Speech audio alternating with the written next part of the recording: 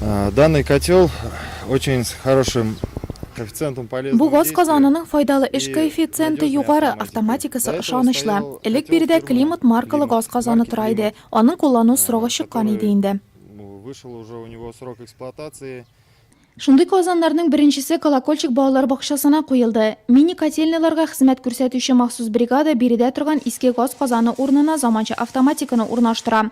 Нурлат җылылык челтәрләре предприятиесе 40лап mini котельняны эшләтүен исәпкә алсак, республика программасы нигезендә быел аларның яртысы диярлек яңарачак. Проведено опрессовка. Җылылык челтәрләрендә прессовкалау үткәрелде, начар участоклар ачыкланды. Хәзер котельнялар эчендә ремонт бара, электр җиһазлары, насослар, казаннар көйләнә. Җылылык хуҗалыгына ревизия үткәрелә. Бар эшләр дә тулы көчкә бара.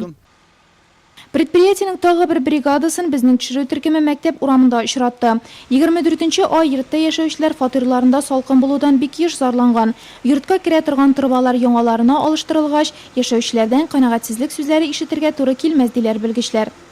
В данном доме зимой был порыв. Здесь заодно Бу йортта кыш көне авария булды. Хәзер элек җир өстендә яткан трубаны яңасына алыштырып җир астына төшерәбез. Димәк, кулланучылар өйләрендә җылы, трасса аварияләрсез булачак. Потребители не ощущали какого-то дискомфорта. Шәһәр хуҗалыгын кышкы сезонга әзерләүне предприятиедә май аенда ук башлап җибәргәннәр. Бүгенге көндә магистраль челтәрләрне ремонтлауга тендер үткәрелгән. Тик кышын өйләрнең җылы булуы җылылык челтәрләреннән генә тормый. Предприятие хезмәт күрсәтүче, ә менә җылыны конкрет кулланучыга торак милекчеләре ширкәтләре җиткерә.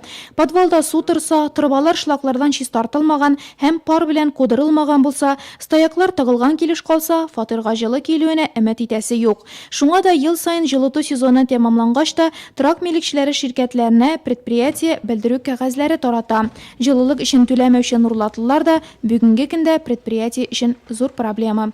Потребители тепло получают стабильно, особенно... Кулланучыларга җылылык даими рәвештә килә. Без моның өчен бик зур күләмдә газ кулланабыз. Котельняларны кышкы сезонга әзерләүдә шактый чыгымнар сорый. Ә нурлатлыларның предприятие алдында 16 миллион сумлык бурычы бар. Шуңа да кулланучылар үз вакытында җылылыкны алырга телиләр икән, бурычларын капласыннар иде. Җылыту сезоны башлануга вакыт күп әле, тик аның быел да аварияләрсез үтүе, көзне һәм кышны җылы уңайлы фатирларыбызда уздыру үзебездән дә тора икән.